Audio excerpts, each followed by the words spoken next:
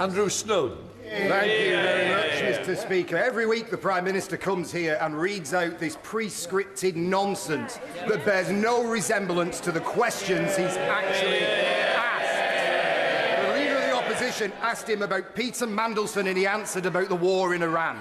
The Leader of the Opposition asked him about Mandelson again and he answered with an attack on the Shadow Justice Secretary. He was asked about Mandelson again and talked about protests in London. What is he scared of? What is he hiding? For a man who has spent years presenting himself as a forensic investigator, he has certainly had a blind spot to the details for this convicted paedophile with a friend in high Labour places. So I shall ask him again, when he found out that Lord Mandelson had an ongoing relationship with the convicted paedophile Jeffrey Epstein, did he speak to him personally before appointing him ambassador to the United States?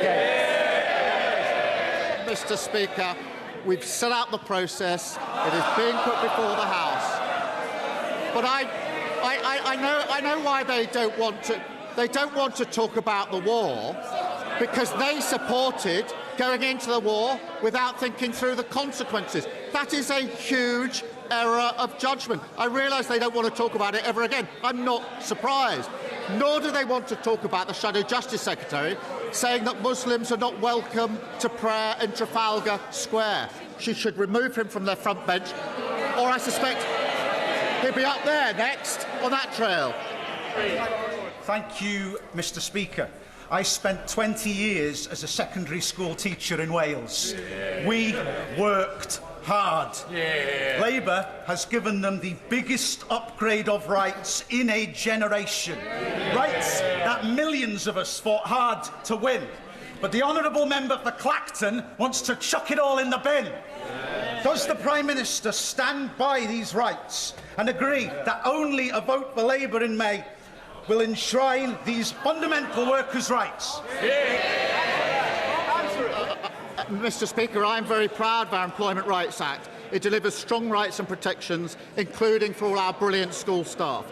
And reform, he's right, would rip up those protections. They have nothing to offer but grievance and division. And, Mr. Speaker, they have no judgment, because just like the Leader of the Opposition, the member for Clacton said we should do all we can to support the US strikes, and he said, I make that perfectly clear. It was perfectly clear. He got it completely wrong, and perfectly clear that he's now desperately trying to U-turn. Absolutely no judgment, not fit to be Prime Minister. Nigel Farage. Thank you, Mr. Speaker. Over the course of the last year, our North Sea neighbours, Norway, have opened 49 drill sites for gas and oil. On our side of the North Sea, the number is 0. Given that our critical reserve of natural gas is down to 2 days and how vulnerable we are, and with talk potentially of energy rationing coming later this year, isn't it time we changed course, got rid of excessive taxation on the exploration companies, opened up the licences, became self-sufficient in natural gas, and with that would come thousands of jobs, increased tax revenues and cheaper gas prices? Isn't it time we followed Norway? Mr. Speaker, oil and gas will be part of the mix of our energy for many, many years to come, as I've set out many, many times. But he's now highlighting the consequences of the war that he said we should rush into. He wanted us to go to war. He said it was perfectly clear that we should support the strikes. Then, just like the Leader of the Opposition, a week later, he said, oh, no, I got that one wrong. You can't make mistakes about decisions as serious as committing to war. It's a gross error. A point of order, Sir Julian Lewis. Thank you, Mr. Speaker. You have clearly explained that you are not responsible for the quality or lack of it in a minister's answers or even a Prime Minister's answers. But can you explain for the benefit of the House and the viewing public what Prime Minister's questions is supposed to be about? Namely, that the opposition and other honourable and right honourable members get to ask the Prime Minister a question about a subject of their choice, it is not a matter for him then to berate them for not asking a question about a completely different subject that he wishes had been asked. Can I just say, a long-standing member that came in with me in 1997 knows that that is not a point of order. Paul Holmes. Thank you, Mr. Speaker. Further to that point of order, notwithstanding the rulings that you have made in the chair, which I think are always perfect and completely right, can I ask, Mr. Speaker, we are now entering a new period where a Prime Minister answers a question about a subject that wasn't asked and then focuses asking a question on the opposition front bench. So, notwithstanding the ruling that you've just made to my right honourable friend, can you give me the options as to the parliamentary mechanisms and who I can approach to see whether there needs to be reform in the standing orders to actually give you the power to be able to determine what is an answer to a question and what is a completely pathetic... Can I just say, there is a real weakness in that, because there is an assumption that the person knows the answer. I will leave it at that. Don Buffer. Thank you, Mr. Speaker. You're also not responsible, Mr. Speaker, for the questions asked. The leader of the opposition said that it was British values to attack Muslims praying.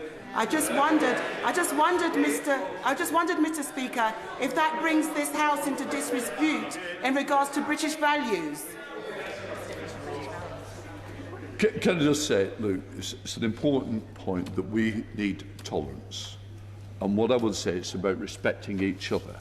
And what I would say is, you put your point on the record, but I'm not going to enter into a debate. And I will leave it at that for the moment. Point of order, Sir John Hayes.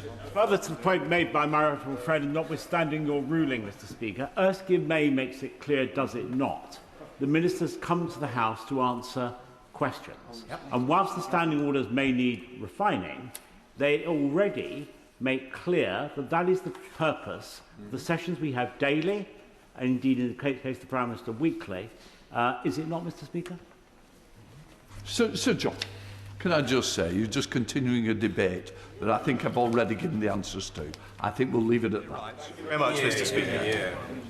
In January of last year, I raised with the Prime Minister the issue of inadequate and inaccessible compensation for those injured by COVID vaccinations. The Prime Minister undertook to look into it along with the Health Secretary, but I'm afraid that more than a year later, no significant progress has been made. Now, I know that the Prime Minister and the Government recognise the risk this issue poses to public confidence in mass vaccination, all the more important given the Prime Minister's opening remarks in this session, and indeed the pain it's caused to those who've been injured or lost loved ones, only doing what their government asked them to do. So can I ask the Prime Minister please to re-engage with this issue and ensure that his government makes swift progress now in resolving it? Prime Minister. Can I thank him for raising it, acknowledge the question he asked me last year in relation to this, and actually pay tribute to him and to Kate for her campaign. It's vital that we look closely at the rare and tragic cases where things went wrong. We mustn't fail to do so, because that will maintain confidence in our health service. Important in relation to COVID, of course, but important, as he rightly points out, today as well. We are committed to looking at reforms to the vaccine damage payment scheme and engaging with those affected to make sure it meets their needs. Specifically, we expect the fourth module of the COVID inquiry to report next month, which will look specifically at the issue that he has raised. And I can reassure him we'll look at other recommendations very closely.